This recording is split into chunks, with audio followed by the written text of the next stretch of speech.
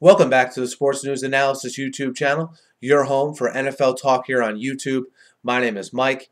Look, I mentioned this in my free agent video here that I just posted.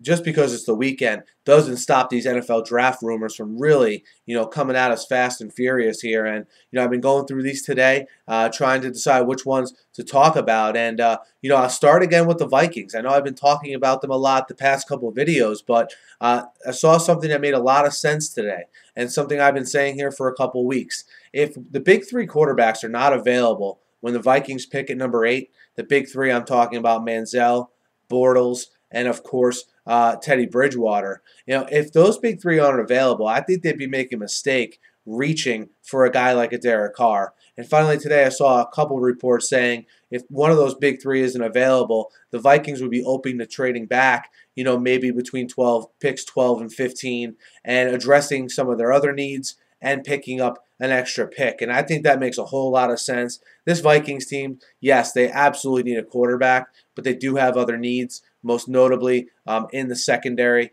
They can move back and get a nice cornerback or safety there in the middle of the first round. So look for that to be an option for them if indeed the big three quarterbacks are taken by pick number 8, which a lot of people expect they will be. But hey, you never know. We have a lot of time between now and the beginning of the draft in the middle of May.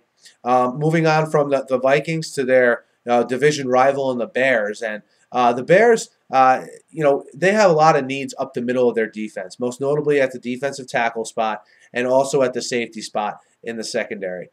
Will they take a safety this early in the draft? Well, they really haven't historically taken safeties this early in the draft. Now, that doesn't mean that, this new regime headed by Phil Emery there in the front office, it doesn't mean they won't.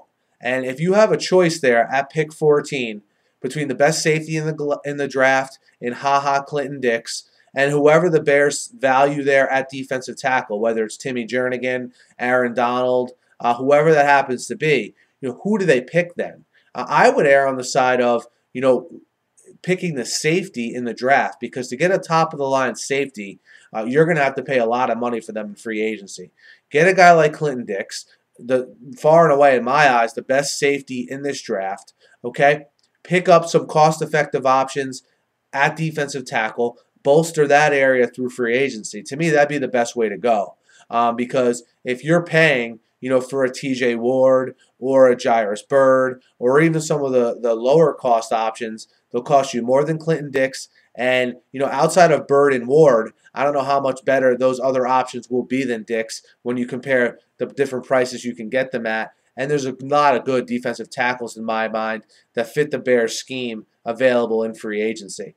The Bears are picking in the middle of that first round. One of the teams rumored today that I heard that may be looking up to trade into the middle of that first round, maybe as high as 12 to the Giants.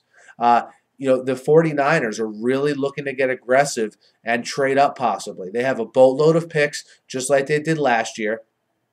They stood pat last year and weren't aggressive in trading up, really. But, you look at this year. I know they did trade up and did get Eric Reed last year, but you look at them maybe even trading up even more so, okay, to get their hands on a receiver possibly, are the rumors. And whether it's a Marquise Lee or a Mike Evans, you figure Sammy Watkins would be gone by, the middle of the first round, certainly. But I think I like that idea, because you figure they'll get a deal done with Bolden. I expect Bolden to be back, but Mario Manningham will be a free agent. They already have Crabtree. Quentin Patton, obviously waiting in the wings there to step forward as the number 3. But think if they could get another top-of-the-line guy for Kaepernick and have Crabtree, Bolden, let's just say a Marquise Lee, all right, and Vernon Davis. That's some serious firepower to this team. And eventually they have to transition more probably to a passing team the older Frank Gore gets. And if they see a guy here they like, don't be surprised with the arsenal of picks they have for this to be the chance for the 49ers to sort of pull like a Falcons, maybe not as high up, but with like similar to when Dimitrov traded up to get Julio Jones. So look out for that as far as the 49ers go. Some individual prospect news here. Start with Aaron Murray. And Aaron Murray, along with Zach Mettenberger, are two guys that, if they didn't tear their ACLs last year, these are two guys that I think I would have firmly okay, in my top 6 or 7 quarterbacks coming out in the draft. I know Aaron Murray had the penchant for maybe not winning the big game in college. This guy will put up prolific numbers at Georgia. I think he could grow into being potentially a starter caliber quarterback. Obviously, a lot depends on how he recovers from the ACL, but he will participate fully in his pro day, okay, in mid-April at the University of Georgia. I thought that was a good sign. I'm glad to see him getting back here in the fold, and we'll see where, if that impacts his draft stock either way, depending on how he looks at that pro day. Still a couple months away, but again, good signs from, of course, Aaron Murray. And another quarterback, a more well-known quarterback, more highly touted, more often criticized quarterback coming out in this draft, Johnny Manziel. Seems to be news around him every day here. But his agent announced today he's going to go to the combine and do all the interviewing and things of that nature. But he won't throw at the combine.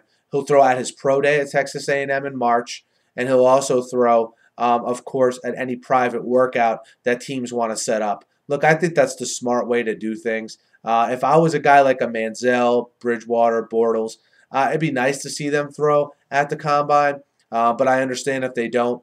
But for those other guys at that next level down, I think it's imperative for them to throw at the combine. But, we'll see how that pans out for Manziel. But now, if you're only going to throw at the pro day and at individual workouts, you better look good because you sort of set up this whole scene now to succeed. You know what I mean? You're going to be familiar with your surroundings, your receivers, and so on. So we'll see how that plays out. Again, I'd be surprised if Manziel lasts past the top 5 in this upcoming draft. Guys, let me know what you think of some of these rumors I just threw out there and gave my opinion on. Hit me up in the comments. Hit me up on Twitter as well. I'll be doing a video like this every day, guys, like normal. So be sure to subscribe if you haven't. It's completely free. And I'm also always updating my other videos as well. So be sure to check them out. Have a great night.